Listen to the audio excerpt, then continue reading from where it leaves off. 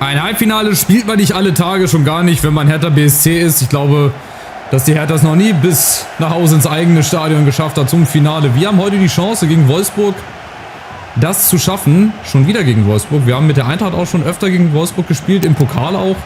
Also irgendwie ist so der VfL unser Pokalgegner. Angstgegner will ich jetzt nicht sagen, weil das wäre ein schlechtes Omen für dieses Spiel. Wir spielen heute im 4-2-3-1. Innenverteidiger habe ich so gelassen. Die sind nicht so ganz fit, aber ich spiele 4-2-3-1, weil das gegen VfB gut geklappt hat und weil Guzman dann eventuell sein Potenzial voll ausschöpft. Also hoffe ich. Ja, und ansonsten schauen wir mal, ob wir das heute schaffen. Das wäre sensationell als Aufsteiger direkt ins Finale und dann auch noch Finale, ja, wie sagt man denn auf Berlinerisch zu Hause? Weiß ich nicht, auf jeden Fall Finale im Olympiastadion, so. Das ist auf jeden Fall möglich. Nutzen wir doch den Heimvorteil. Baku gegen Baku. Die Wolfsburger sind auch nicht ganz fit, habe ich gesehen. Vor Spielbeginn. Die haben also auch einige Spieler, die nicht ganz fit sind. Von daher nehmen wir uns da auch nicht viel. Jetzt haben wir Bradley zum ersten Mal. Ja, nicht so gut. Da waren es ein paar Leute vorne, aber hat leider nichts gebracht. So, und jetzt wieder in unser Gegenpressing hier rein. Serda. Genau, auch wenn es diesmal keinen Freischuss gibt. Hauptsache Ball gewonnen.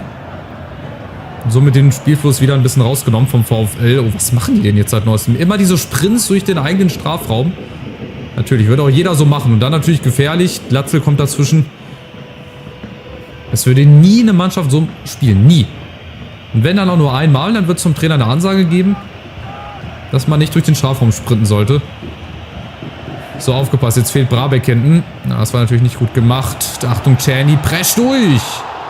Und hat die erste Chance. Aber wir haben auch einen guten Keeper, der uns auch im Falle eines Elfmeterschießens, denke ich, den Allerwertesten retten würde. Wolfsburg kommt aber über Baku, da muss er aber früher aufstehen. Bradley. Jetzt muss ich schauen, wie ich das hier wieder von hinten rausgespielt bekomme. Mit viel Glück, aber das gehört auch manchmal mit dazu. Und jetzt die Chance hier, 2 gegen 2. Wenn Glatzel den richtigen Laufweg macht. Forbes auf Glatzel, das ist die Chance. Oder vielleicht hätten wir auch alleine gehen müssen mit Forbes. Vielleicht auf der Außenbahn vorbeiziehen, das wäre vielleicht die bessere Option gewesen.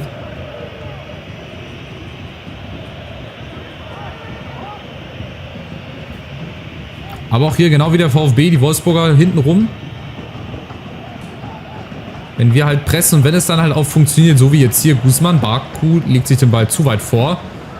Jetzt die Chance Forbes, wenn es kein Abseits ist. Und Glatzel natürlich auch wieder geblockt.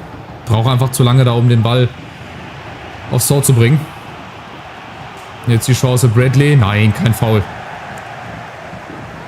Faire Grätsche, hätte auch irgendwie anders klären müssen, finde ich.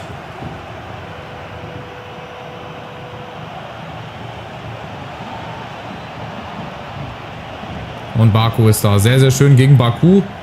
Die beiden heute auf einer Seite. Und dann haben wir Platz, weil die Wolfsburger dann ziemlich offen sind auf einer Seite. Forbes gegen Václav Czerny. Oh, der ist schneller als Forbes. Nee, der bricht schon ab. Der will schon nicht mehr. Glatze jetzt mit der Hacke. Vorlage auf Guzman, unseren Youngster. Und wieder ein Gegner dazwischen. Vielleicht auch wieder da zu langsam abgeschlossen. Schade. Das war nämlich auch eine große Chance, um zumindest mal einen Ball aufs Tor zu kriegen. Achtung, jetzt kommt der VfL über Czerny. Urbich kommt so halbgar raus. Und kann ihn nicht halten und die Wolfsburger führen. Aber das Tor war halt auch zu verhindern. Das war so leicht, wirklich. Da zieht Czerny einmal an. Dann kommt die Grätsche ins Leere von, ich glaube sogar Kempf war es, ne? Hier, die Grätsche. Nee, da kommt sie noch nicht. Da kommt die Grätsche natürlich ins Leere. Und Urbich, der sonst so gut gehalten hat, auch gegen den VfB, kassiert dann so ein Ding. Na gut, ich sage ja, Pokalspiele gegen Wolfsburg, das hat mehr Tradition als manch Fußballverein, der in der Bundesliga spielt. Frag mal nach in Sachsen. Na gut, egal. Wir lassen uns davon die unterkriegen. Wir machen einfach weiter. Hilft ja nichts. So schlecht haben wir ja auch nicht gespielt. Nur uns fehlt halt manchmal leider die Schnelligkeit im Abschluss. Also wir haben dann eine gute Situation, aber wir brauchen dann einfach zu lange, Jetzt zum Beispiel mal Guzman. Einfach mal abschließen, genau. Und Maximiano muss den dann halt auch erstmal halten. Und dann natürlich aufpassen, dass wir hinten die Räume nicht öffnen. Bradley dazwischen. So, und dann direkt wieder die Richtung ändern. Schöner Ball auf Nusa, kein Abseits. Mähle kommt dazwischen. Nusa mit dem Ball. Oh Gott, wo soll der denn hin? Der sollte eigentlich auf Glatze. Ja, ist richtig, aber nicht so.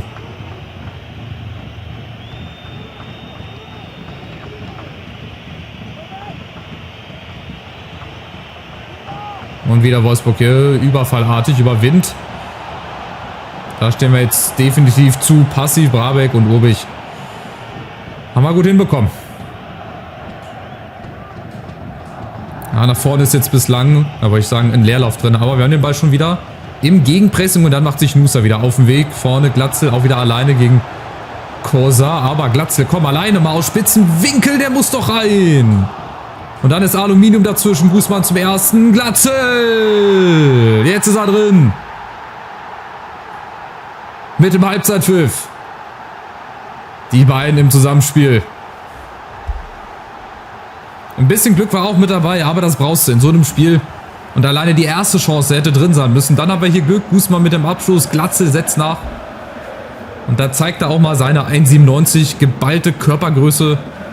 Die physische Stärke, die er hat in der Luft bei Kopfbällen.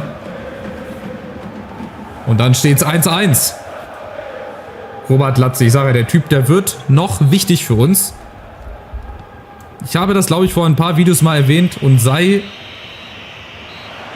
es dann der Fall, dass er uns ins Pokalfinale schießt. Oder irgendwas habe ich mal in einem Zusammenhang gesagt, dass er nochmal wichtig wird. Vielleicht, dass er uns ins Finale schießt.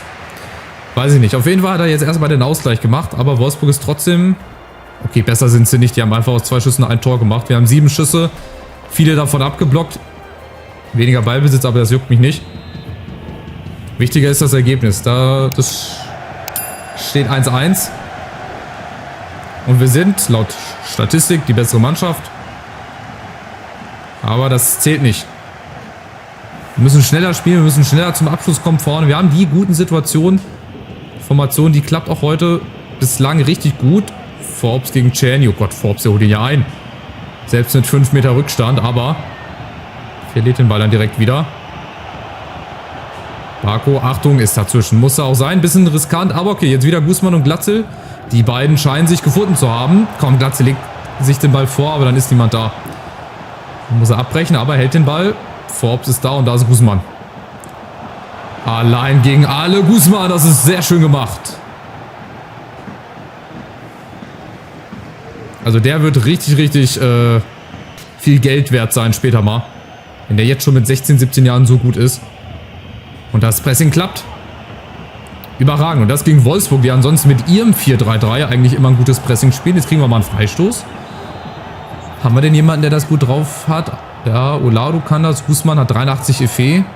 Den würde ich ja spontan mal schießen lassen. Aber wir machen das mal mit Olado. Der hat so die besten Werte. Wir machen ruhig mal über die Mauer drüber hier zwischendurch. Mal gucken. Zumindest eine Ecke. Vielleicht geht er ja auch rein. Keine Ahnung. Mal gucken, wie gut Olado schießt. Ja gut. Dann hätte ich doch lieber den Eckball genommen. Aber noch haben wir den Ball. Über Nusa. Wieder Olado. Der Seitenwechsel auf Bradley müsste ankommen. Jawohl, sehr schön. Und dann auch hier nicht zu viel riskieren. Die Wolfsburger jetzt mit allen Leuten hinten drin. Aber immer wieder das Anlaufen über die Flügelspieler. So, und dann wieder Guzman. Dem wird sehr, sehr viel Platz gelassen. Und dann gibt es den nächsten Freistoß. Die nächste gelbe Karte. Oder gelb-rot. Ne, für Benjamin Bourigeaud. Benjamin Bourigeaud. Ja, kannst du auch pfeifen, obwohl er den, glaube ich, gar nicht getroffen hat. So, jetzt sind wir ein bisschen näher dran. Das ist, glaube ich, eine bessere Position für Olado. Den können wir diesmal auch anders schießen. Den schießen wir diesmal so an der Mauer vorbei, wenn es irgendwie geht. Mal gucken. Also ich hoffe, dass er jetzt so durchkommt, wie er durchkommen soll. Direkt nach einer Stunde. Olado! Jawohlski! Hat geklappt. Und die Führung nach einer Stunde. Perfekt. Oh Gott, auf der dunklen Seite. Was ist jetzt? Ab sofort ist er auf der dunklen Seite nach dem Tor. Da fehlt das Licht. Das Geld wurde nicht bezahlt, die Stromrechnung. Aber hier super Freischusstor. Olado perfekt getroffen. Direkt vorbei am Mann und überhaupt keine Chance zu Maximiano. Spiel gedreht, sehr, sehr wichtig. Und jetzt haben wir nur noch eine halbe Stunde zu überstehen. Und dann sind wir tatsächlich im Finale hier mit der Hertha. Wer hätte es denn gedacht? Wer hätte das denn gedacht? Da ist sogar die Anzeige. Ach nee, da ist sie wieder. Ein bisschen perplex, aber aufgepasst. Wolfsburg kommt über Kaminski. Auch immer ein Unruheherd, aber Bradley, der klärt das sehr, sehr gut. Und jetzt, wo Wolfsburg presst, haben wir die Chance, hier unser Spiel aufzuziehen.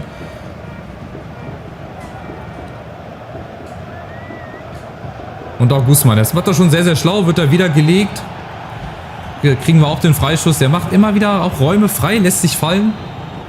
Und das mit jungen Jahren, ey, von ganz alleine, das ist schon sehr, sehr bemerkenswert, was der hier spielt. Glatzel, Nusa, Bradley. Oh, schade, wenn der Ball ankommt, dann wäre Nusa durch gewesen. Und wieder ins Pressing gehen, dann können sie nur hinten rumspielen. Die Wolfsburger bislang noch wenig vor unserem Tor, was ein gutes Zeichen ist, dass wir es vorne erstens gut machen, dass wir ins Pressing reingehen. Gut verschieben, weil die Wolfsburger wissen ja gar nicht, wo sie hin sollen. Und dann ist Guzman jetzt in Persona immer wieder da, setzt zum zweiten Mal nach. Das ist krass, Wahnsinn. Und weiter, komm, der Ball ist noch nicht gewonnen. Guzman, der hat Kraft, der ist noch jung. Aber auch so, haben wir wieder ein bisschen Zeit gewonnen. Der Ball ist weg, der Ball ist bei uns. Die Wolfsburger sind raus aus dem Spiel. Oh, aber wir bringen sie jetzt hoffentlich nicht wieder zurück. Czerny gegen Kempf. Das darf nicht passieren, das ist ein großer Fehler. Aber Obig ist dann auch mal da und rettet uns hier die Führung. Ich glaube, wir müssen auch mal wechseln. Wir haben ja viele Leute, die gespielt haben und die waren auch gar nicht fit. Normalerweise muss ich jetzt vorne auch was machen. Ich mache jetzt erstmal Hato auf die linke Seite für Barco. Dann bringe ich King für Brabeck, würde ich schon sagen. Guzman muss eigentlich auch raus, Nusa auch. Dann machen wir hier einen Jinma rein. Oder einen Jinma auf die Außen. Jinma auf die Außen. Und hier bringen wir, ja, tatsächlich Lasme oder Rese rein. Machen wir mal Lasme. Haben wir zwei kopfballstarke Stürmer, dann spielt Lasme so ein bisschen die hängende Spitze. Obwohl, wer kann das besser? Ja, wenn dann Lasme. Ja, aber eigentlich auch nicht. Egal, wir machen das. Und vorne nochmal Ragnar Ache. Der ist auch groß, auch kopfballstark. Der kann auch nochmal einen Ball halten zur Not. Irgendwie jetzt Zeit rausholen. Und den Ball weghalten von unserem Tor. Das ist jetzt die Devise hier. Aber Wolfsburg kommt über Baku. Achtung, der Kopfball! Aber Obig, der hat eine gute Phase momentan. Der ist richtig gut drauf. Der hält auch mal ein paar Unhaltbare. Zwar nicht immer, aber immer öfter. Wieder Obig, sehr schön. So, und unten. Ich will hier aufs dritte gehen, dann ist das Ding hier zu. Forbes gegen Baku. Mal gucken, wer schneller ist. Machen wir mal ein Sprintduell. Ich glaube, Baku ist... Ja, weil Forbes diesen Bogen läuft. Wenn Forbes diesen Bogen nicht läuft... Ach, er hat einen super. Ja, geil. Und jetzt aber ausspielen. Jawohl, einen Jinma. Monsterchance zum 3-1. Die Dinger müssen sitzen, dann ist das Ding hier durch. Und Serda auch, der ist überall mit der Grätsche und nochmal. Jawohl, Ballgewinn, wieder Zeit gewonnen.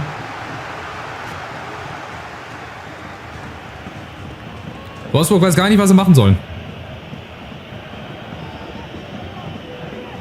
Wir haben die so im Griff, besonders halt im Mittelfeld. Ball abgefangen, Hato, Forbes, jetzt aber nicht verlieren. Und jetzt schickt er Olaru, natürlich. Und Ache, der winkt schon, der zeigt an, wo will er ihn hinhaben. Alles klar, dann kriegt er den genau dahin, aber der kommt nicht ran. Zunächst mal, Olaru ist aber wieder da. So, und jetzt müssen wir es hier irgendwie ausspielen. Lassen wir. Geht er alleine? Nee, der bedient natürlich Ache. Und jetzt rein ins Finale! Und es ist geschafft. Und wie gut war das ausgespielt. Ganz entspannt, mit Übersicht, mit Ruhe. Besonders jetzt das hier. Da hätten wir natürlich auch mit einem Jinma, sage ich gerade schon, mit Lasme alleine gehen können. Aber Ache vorne, der muss natürlich so einen Ball dann kriegen. Und dann macht er den auch gegen die Laufrichtung von Maximiano. Und dann ist es das Finale. Tatsächlich. Wer hätte es denn gedacht, dass wir das hier drehen? Aber wir haben eine richtig gute Truppe. Wie gesagt, wir sind in der Rückrunde auch in der Liga richtig stark. Klar, 2, 3 Spiele hatten wir auch mal dabei, wo es nicht so gut läuft. Aber ansonsten ist das eigentlich richtig gut. Es ist ein gutes Grundgerüst, der Kader eigentlich. Klar, im Sommer würden dann wahrscheinlich auch 2, 3 noch verkauft werden. bisschen Transfererlöse erzielt, aber die Jugend, die ist auf jeden Fall da. Das große Entwicklungspotenzial, wir haben so viele Jugendleute noch auf der Reservebank, die würden dann auch vielleicht spielen oder verliehen werden. Also ein sehr, sehr interessanter Kader, der sich dann vielleicht mit dem Pokal krönt. Ob gegen Leverkusen oder Leipzig werden wir gleich noch sehen, aber wir sind auf jeden Fall im Finale, wir haben es geschafft, Wahnsinn. Das ist auf jeden Fall eine überragende Leistung, dass wir eine realistische Chance auf einen Titel als Aufsteiger haben. Auch wenn die Wolfsburg jetzt nochmal rankommen, aber das Tor ist nur Ergebniskosmetik. 3-2. Wichtig ist, dass uns jetzt nichts mehr passieren kann. Es war ein schönes Tor von Wind, gar keine Frage. Da kann auch Obig nichts machen. Aber wir kriegen, anders als die Hertha, die Chance, im Heimstadion ein DFB-Pokalfinale erstens mal zu spielen. Und zweitens, wenn man ein Finale spielt, dann muss man das natürlich auch gewinnen. Und daran werden wir dann alles setzen. Egal ob gegen Leipzig oder gegen Leverkusen. Wir haben es auf jeden Fall geschafft. Wir kriegen ein bisschen mehr Geld dazu. Das ist so nebensächlich. Aber der Hauptaspekt ist natürlich hier die Freude. Der Einzug ins Finale ist geglückt. Und jetzt müssen wir nochmal in der Liga ein paar Spiele Gas geben, um uns auch fürs internationale Geschäft zu qualifizieren. Unser Finalgegner wird noch gesucht. Leverkusen und Leipzig spielen dann halt am nächsten Tag. Das heißt, wir warten nochmal, wir spulen vor bis zum nächsten Bundesligaspiel gegen Hoffenheim. Die sind auch auf dem 8. Platz. Die haben aber 10 Punkte Rückstand. Ich glaube, da wird nichts mehr gehen in Sachen Europa. Aber wer weiß. Wir kriegen ein bisschen Preisgeld dazu. Gut, Maulida geht zu Racing Club. Ich glaube nach Argentinien. Ist das nicht Argentinien? Gut, da soll er ruhig hingehen. Gut, haben wir auch einen F-Deal, aber gut, so Leute, wie gesagt, die brauche ich auch nicht, die sich immer beschweren und immer hier Druck machen. So, Nationaltrainer auf Fährte Schottland, das wäre natürlich auch eine ziemlich starke Nummer, aber gut, da ich eh nach der Saison aufhöre, brauche ich auch keine Nationalmannschaft übernehmen. Wir haben Gianluca Busio wieder zurück, 2,1 Millionen, das ist viel Geld und monatliches Scouting-Update, also wir haben nochmal richtig gute Nachrichten bislang, es läuft gut, ich hoffe, dass es sich so weiterzieht, wenn wir jetzt noch einen guten Kollegen hier mit dabei hätten, Xavi Salazar, Francisco Núñez, nee, ich glaube, da ist keiner mit dabei. Pedro Pardo, nee, auch nicht. Und dann haben wir noch Aitor Blanco. Haben wir leider diesmal ins Klo gegriffen. So, Spieler ist auskuriert, dann tun wir Busio wieder rein für Guzman, der das gut gemacht hat. Auf jeden Fall. Und im 4-2-3-1 ist er auf jeden Fall immer die erste Option, der dann eingewechselt wird. Ich muss gleich nochmal auf seine Stats gucken und so generell in die Zentrale rein. Und zwar mache ich das jetzt mal. Und zwar gehe ich auf... Wo sehe ich denn das? Bei Mannschaft, ne? Und dann bei Teamzentrale. Und dann gehen wir jetzt einfach mal... Gut, Baku ist geliehen, das ist klar. Dann gehen wir einfach mal auf ihn. Wo ist er denn? Ramirez. Nee. Olado, hier, Guzman. Hat Potenzial, etwas Besonderes zu werden. Der hat eine 68 mit 17 Jahren. Kann offensiv auf der rechten Seite. Zentral offensives Mittelfeld. Also der wird auf jeden Fall mindestens mal eine 90 kriegen. Locker. Wenn nicht sogar mehr, wenn man halt den Trainingsplan macht. Wir haben auch 40 Spieler. Das kommt natürlich auch noch mit dazu, dass wir viele Spieler haben, aber halt auch viele Leute, kann ich auch gerade noch mal gucken, die auch viel Entwicklungspotenzial haben, wie Navarro zum Beispiel, Ramirez. Das sind ja alles diese Jugendspieler, die ich geholt habe von den Scouts. Peltier, Petit, Boucher, denen gehört so die Zukunft. Schmidt wahrscheinlich auch noch, der kann auch noch mit rein. Miller sowieso, der spielt halt bei mir nicht. Den habe ich halt nur geholt, damit den kein anderer holt. Weil das wird auch noch ein richtiger Banger, zusammen mit King und noch einem, dessen Namen ich jetzt vergessen habe, der spielt bei Liverpool. Das sind die 3 besten schottischen Spieler vom Entwicklungspotenzial her. So, jetzt gucken wir nochmal auf die Tabelle. Dann gucken wir unseren Finalgegner an und dann geht es weiter im nächsten Part. Das wird auch noch spannend, weil Frankfurt drückt von hinten. Die spielen jetzt gegen Mainz. Die haben dann auch eventuell nochmal eine Chance. Also es wird sehr, sehr spannend. Und Pokalfinale erwartet uns gegen Leverkusen. Die haben 1-0 gegen Leipzig gewonnen. Also, wir können uns revanchieren. Wir haben ja zu Hause verloren gegen Leverkusen in der Liga. Wir können den Pokal zu Hause holen. Dazu müssen wir halt Leverkusen schlagen. Komme da, was wolle. Also macht's gut. Bis zum nächsten Spiel gegen Hoffenheim. Und ciao.